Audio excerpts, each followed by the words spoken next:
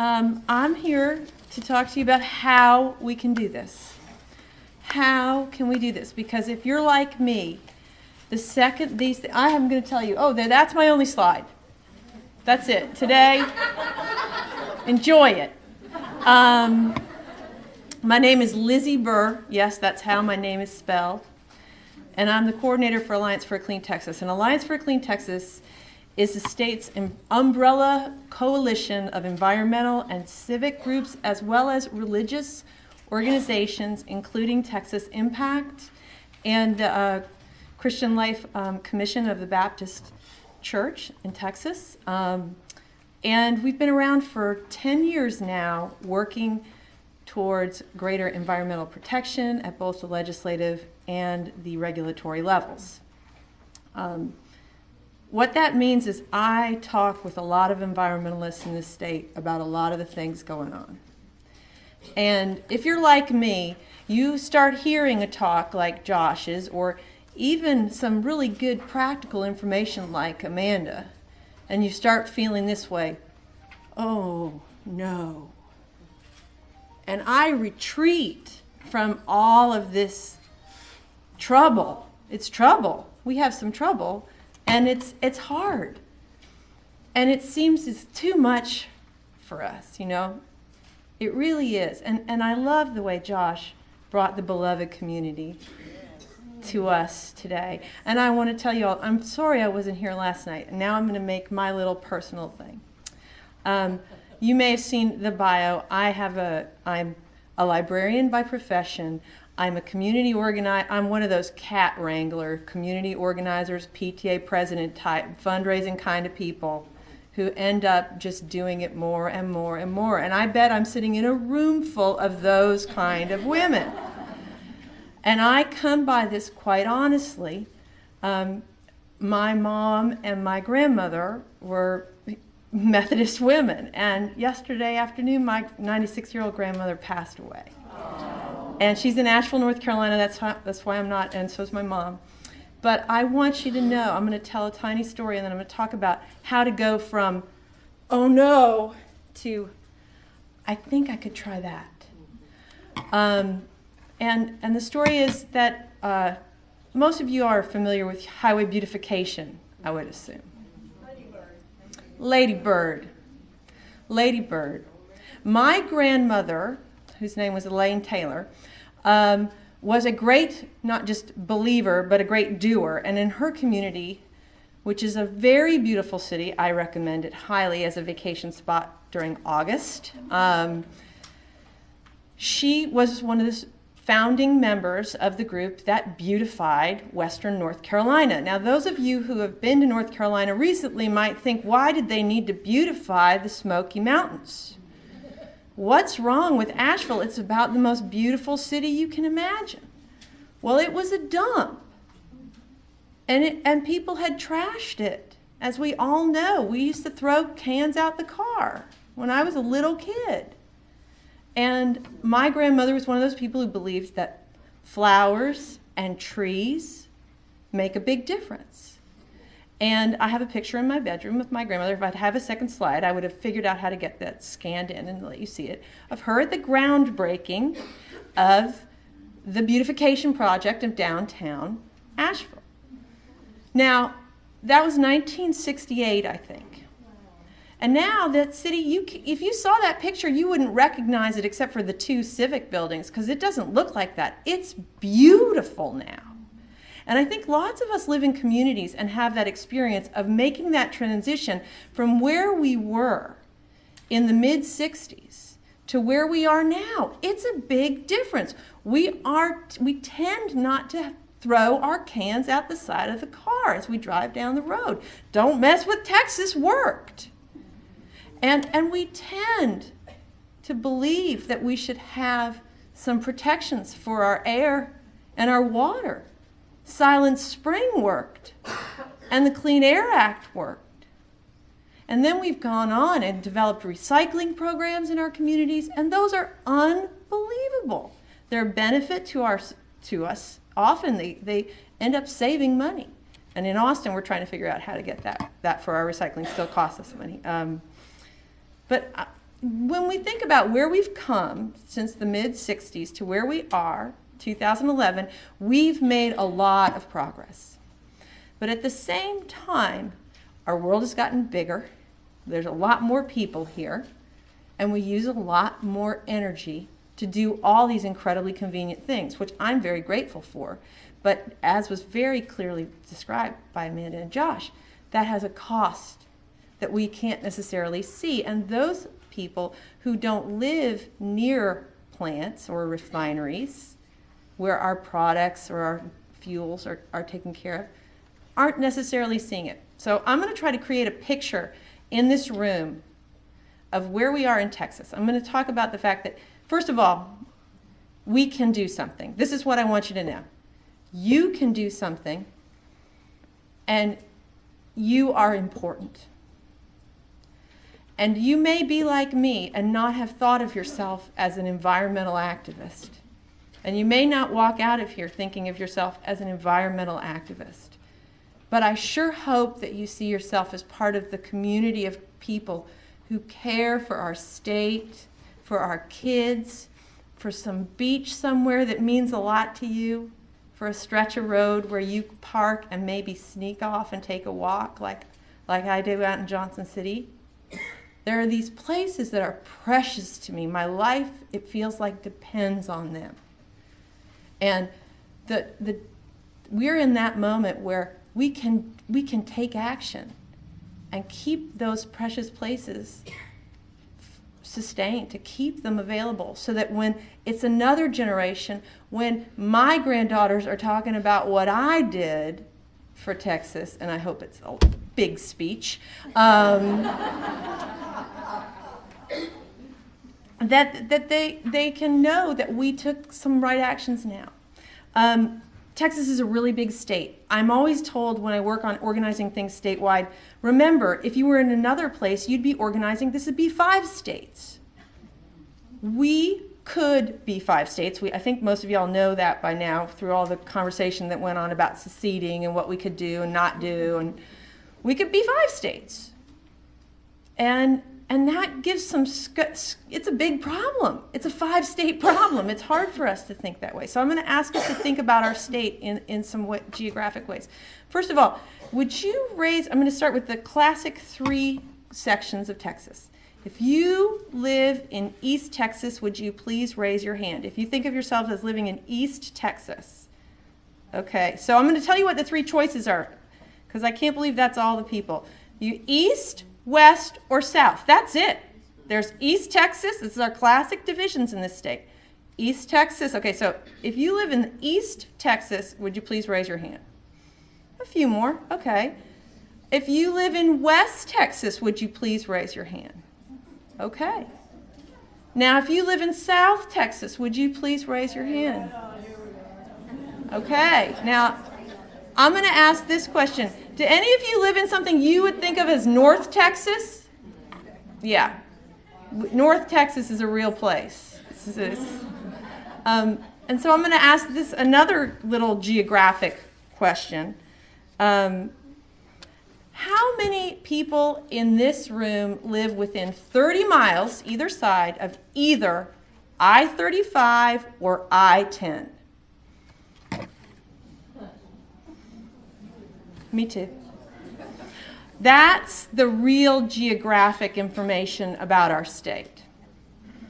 It's called, we mainly call it the I-35 corridor because that's the great growth, that's the NAFTA highway. It takes us north to south, south to north. But if you add Houston in there and El Paso on the western end, that's most of the people in the state. Now, I'm going to ask another little set of geographic questions. Now we're going to go through the parade of cities so I can just see and know who I'm talking to. Is anyone here from the San Antonio area? Wow. All right. How about Dallas? How about Fort Worth? All right. Wow.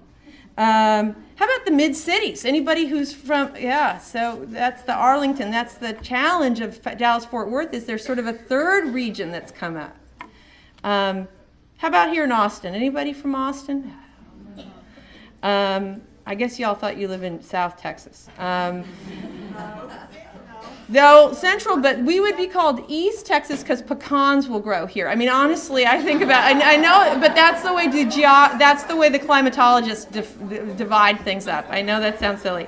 Corpus, is anybody from Corpus Christi? All right, I'm glad you're here. Did I see? All right, that's everyone else from Corpus Christi. How about from down in Brownsville or further south? Oh, that's good. How about Lubbock? Anyone from Lubbock? Great. Midland, Odessa? Wow. How about El Paso? Is anyone from El Paso? Yep. Earlier. There we go. We have some. And how about east of Houston? Beaumont, Port Arthur, or Tyler? Oh, there's Tyler. And I'm choosing those cities on purpose. Last fall, the Alliance for a Clean Texas helped to organize 11 town halls around the state. We had 11 meetings between the 15th of September and the 30th of November where people from cities and towns came and talked about what was going on with the Texas Commission on Environmental Quality and giving their recommendations for things that needed to be different. Now, if you'd asked me a year ago, are you going to have 11 town halls, I would have said no. No one in their right mind plans to do 11 events in 2.5 months all over the state of Texas, and let alone attend 8 of them, which is what I did. And the reason we were the 12th, I will tell you, Abilene unfortunately had to postpone. So we do have an event coming up in Abilene. The reason this happened is because they were planned not just by environmentalists in Austin. They were planned by members of those communities who wanted to have a meeting, who wanted to talk about what was happening in their community, where their interests were and their ideas were the topic. And they invited their legislators and they invited their state senators, and sometimes the state senators came and sometimes the state senators didn't come. Not a big surprise there. It was also during election season. And that's something else I wouldn't necessarily recommend, is trying to have a lot of events and invite representatives who are campaigning for re-election about a week before their election. But surprisingly, a lot did come.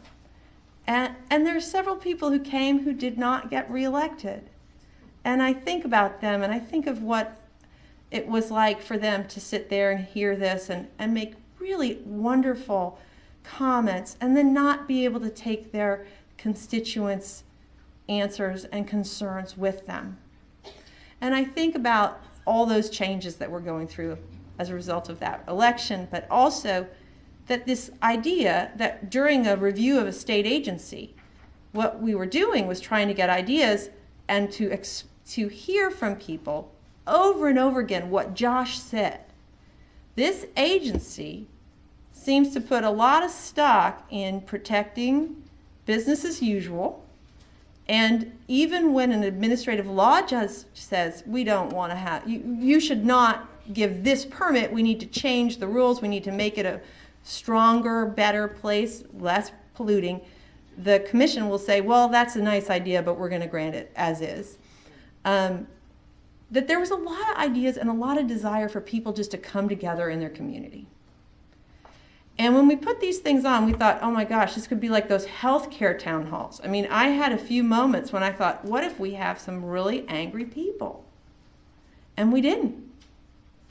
We didn't have anybody on that kind of anger. I think what I'm learning from this is there's a role for civic discussion, civic participation, and for bringing new people together to talk about our challenges and our problems. And I know that by you coming here to do this, that you're already involved in that process. You have already committed to being a part of our democracy. And the idea that maybe having a meeting with 25 people in, and now I'm having the town escape me. It's east of Corsicana, and I'll come back to it, but I will tell you that they had pie there. It was the only town hall where they had pie, and I didn't get to go. That's why I can't think of the name. And I was so disappointed. It sounded like it was going to be so great. It was in Athens. It was in Athens with the pie. It was the pie in Athens. But I'll tell you, in El Paso, I can say something about what happened in El Paso. We had people who had been fighting the Asarco smelter for we had people of every possible generation who had been fighting the Asarco smelter. Some who had started in the mid-50s and some who are current students at the University of Texas, El Paso. And the effect of having that single facility shut down in that community has changed life for people in El Paso. Now, everything's not perfect in El Paso. There's a lot more pollution and there's residue in the land, physically in the land, and it's in people's bodies. And what I did, and what I'm hoping I'm doing right now with you, is I learned about it. And now when I go out places, I tell people a little bit more about El Paso.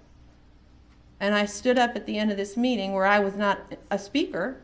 I'm not an expert on environmental issues in El Paso.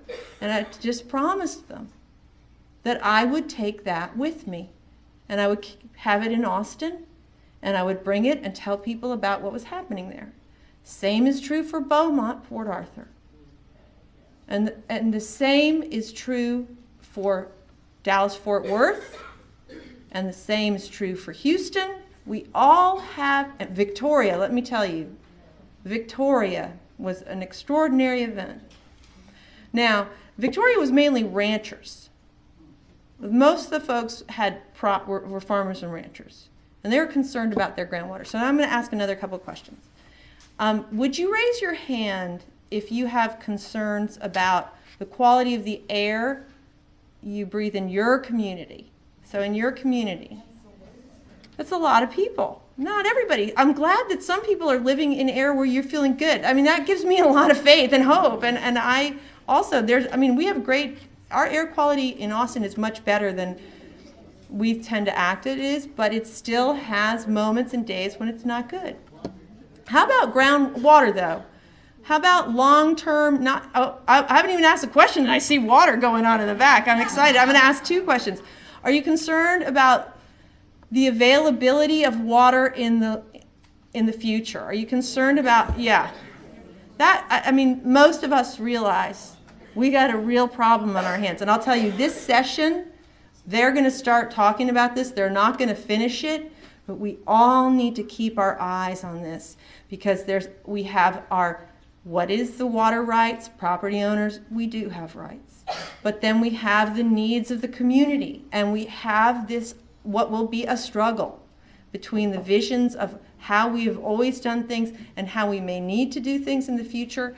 And it's going to be difficult. And I don't know what the answer is. I have no idea what's going to happen. I just know we're there. And it will probably take a session or two after this session for us to reach whatever we're going to do about planning and having enough water for cities and other smaller communities in the future while preserving our ability to run ranches and farms. But one thing I can tell you is I hope that you'll think when you hear those conversations, how much water do all the different things take up? And one of the things that takes a lot of water is our electricity. It takes a lot of water to get all the electricity we need. And I'm 100%, I want the electricity. I do. I'm going to just tell you straight up. I'm married to a computer developer. I mean, we have as many gadgets in our house as you can have. But doing it in a way so that there's still going to be some rivers flowing and there's going to be some wildlife in our estuaries, that's what I want. I don't want either or. I am a little bit greedy. I want both and. But it's going to either become more expensive financially or it's going to become more complicated to do. So it's going to be hard, and people are going to have to pay attention Because the model that says we're just going to do this, protect your environment as long as we can keep running business the way we have been running business, that makes me uncomfortable.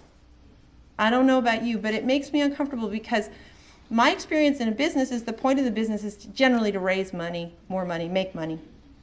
And I've been reading about, there's some businesses that are really good. I mean, I hope the businesses you all work for or have are good businesses. But I think how we think about being a part of this community in Texas is a big thing. And I hope that you'll start thinking about what's happening in my community. Do we need recycling and we don't have it? There's a lot of places that don't have recycling. Or in some communities, we're going to get another power plant here and it's going to affect a lot of neighborhoods. And in some communities, we need to figure out what we're going to do about water because we've got a city upstream that wants to build a reservoir. I mean, these are all things I'm thinking across the state. But I also see a lot of hope. So I don't want to end on the oh no. Here's what I can say is that you all have probably organized a meeting or two in your day. And I bet some people may have been on Altar Guild, so you know how to make things look nice. And I know that sounds silly, but it's kind of important that we start having a conversation in modulated voices, that we invite the people who are upset on the one side to join us, and we invite the people who are resistant on the other side to join us. They might not always come. They might not be able to keep their voices polite, but we can invite them to join us. And that we are the connectors. We are those people in our communities who can occasionally provide a comfortable, reasonable, and I'm just going to go out and say, safe environment to have a hard conversation. I don't want you just to only have hard conversations when you go home. I hope you have some other things to do. I mean, I have a feeling UMW, you guys get charged with a lot of things to take care of. I mean, there's a lot of jobs. And I know some of you are drawn to health care. Some of you are going to be drawn to education. Some of you will be drawn to the justice issues. Thank you for being drawn to those. I need you to do that work because I'm busy with this other thing. But those of you who are drawn to this, taking care of our earth, making sure that the Texas that our children grow up to be the UMWs of, and granddaughters the UMWs of, is a Texas we'd recognize. That's really important too. And I hope that you'll feel that this work that Amanda and Josh have outlined, that's really about that, about creating this place that we love and giving it